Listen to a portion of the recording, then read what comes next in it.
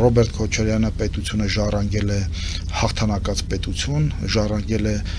էներգետիկ ճգնաժամից դուրս եկած պետություն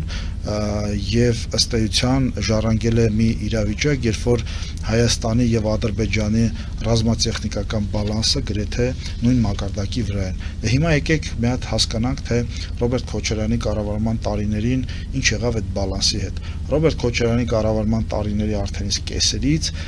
բալանսը սկսեց փոխվել, թե տնտեսական եւ թե ուրեմն ռազմատեխնիկական։ Եվ եթե